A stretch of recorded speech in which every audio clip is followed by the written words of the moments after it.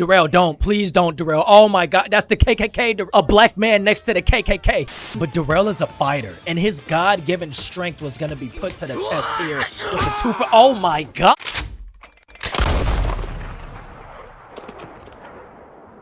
I am here! If I told you that in 1899, black lives did not matter. Can you believe that?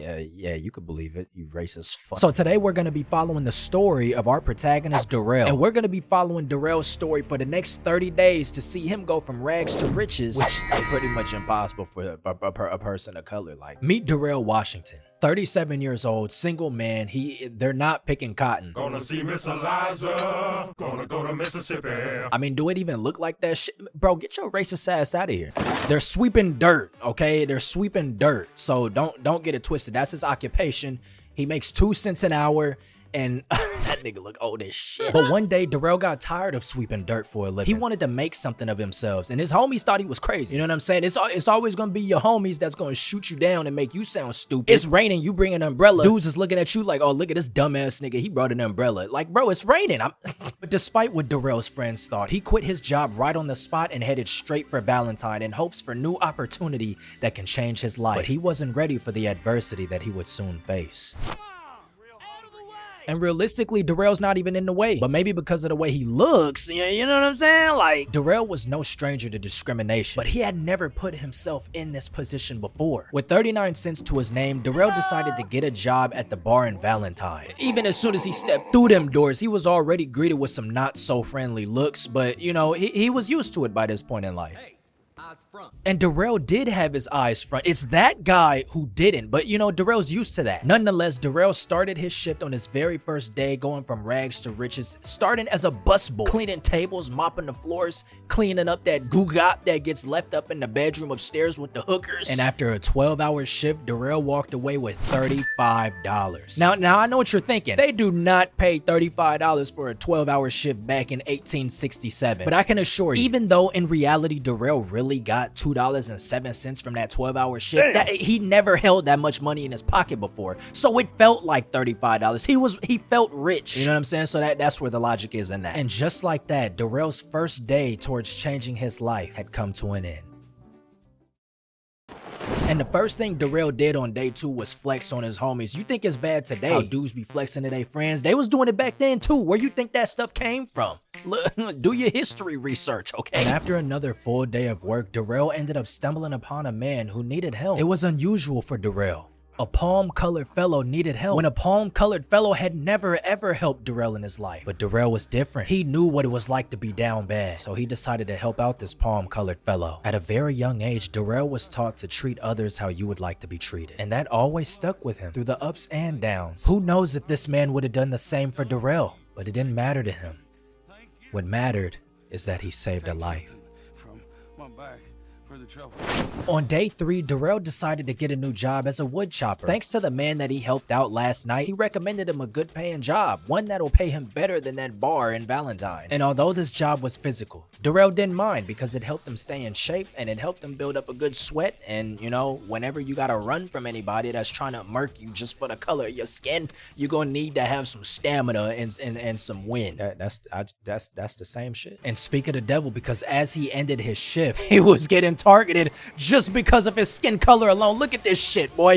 Look at him. Look at the horse trying to take him out. The horse just took out the little kid back there. Go, Darrell, go. Go, Darrell, go. You can only think the reason why that they were oh shit, they just shot the lady. And with Darrell's third day coming to an end, he was cold, hungry, tired, but at least he got paid.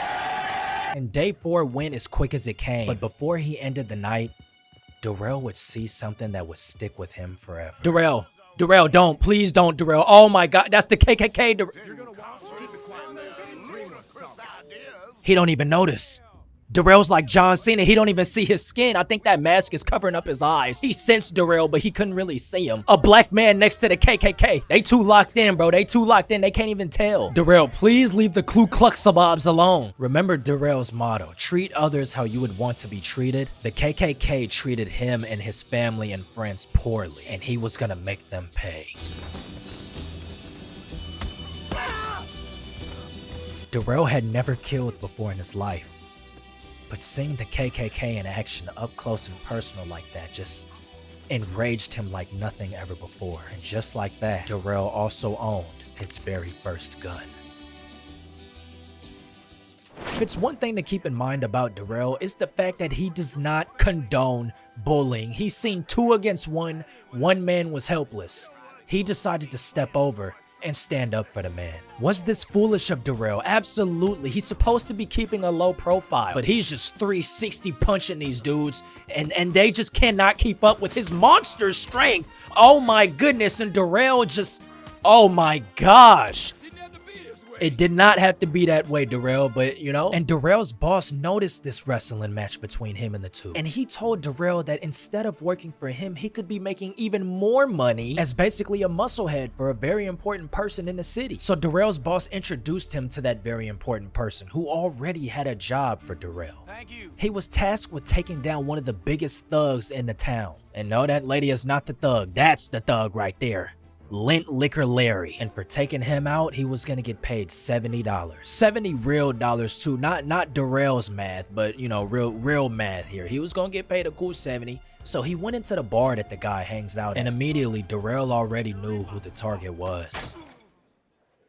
And he knew that he deserved what was coming to him. Immediately, Darrell gets slumped up against a wall. You seen the way they did him? But Darrell is a fighter, and his God-given strength was going to be put to the test here with the 2 for... Oh my gosh! What was boxing a thing back in 1922? Because this dude, Darrell, I mean, everybody's scared of him. Everybody scooted up out of there. And just like that, Darrell was $70 richer as he headed into day 6. He had never seen this much money before in his life, but he wasn't happy with the man he was turning into. It was at this point Darrell started to realize that maybe money is the root of all evil. And if you want to get rich, sometimes you do have to go against your morals. And Darrell's morals would soon be tested as he sees a lady crying out for help as she's being kidnapped. Now, some of y'all may not have noticed, but Darrell is really good with his hands, so he makes quick work with tying up this hoodlum. Unfortunately, Darrell's not the best with the ladies or his feet because he just kicked her to a whole nother planet. As we know, Darrell hates bullies, and this moment would be a turning point for his character. He could not fathom why anyone would kidnap a lady who could not defend herself. It filled him with rage.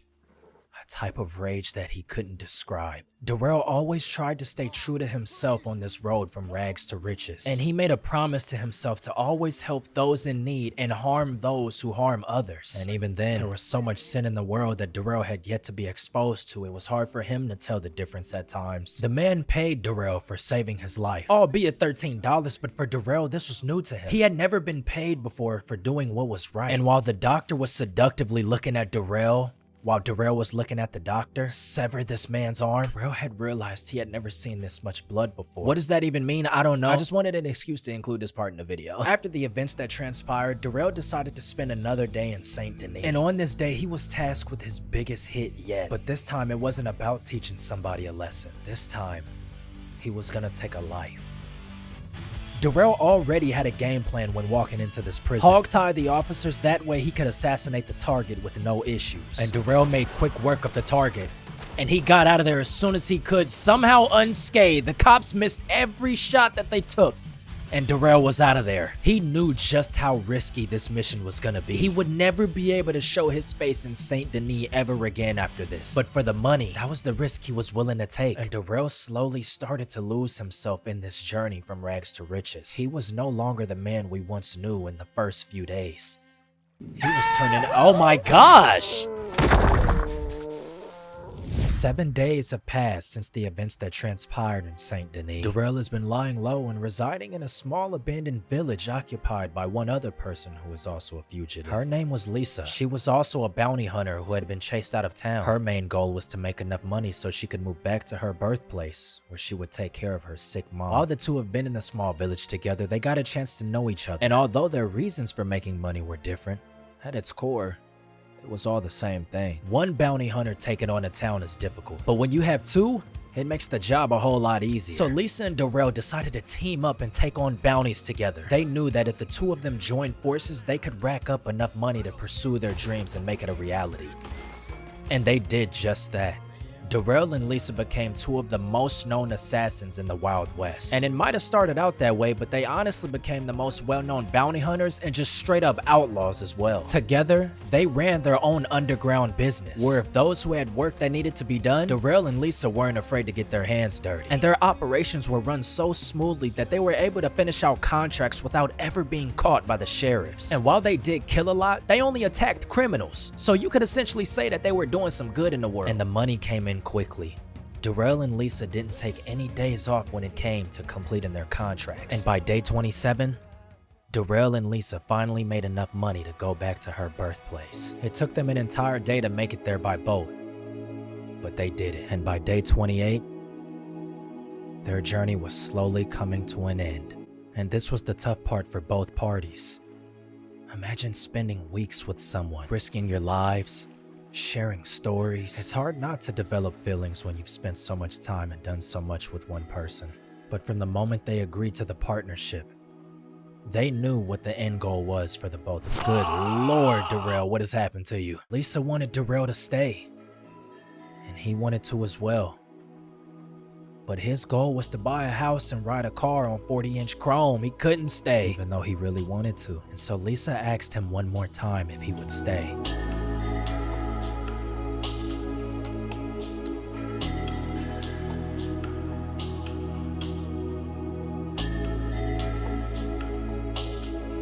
But Darrell had other plans in mind that just didn't intertwine with Lisa's. And so the two parted ways.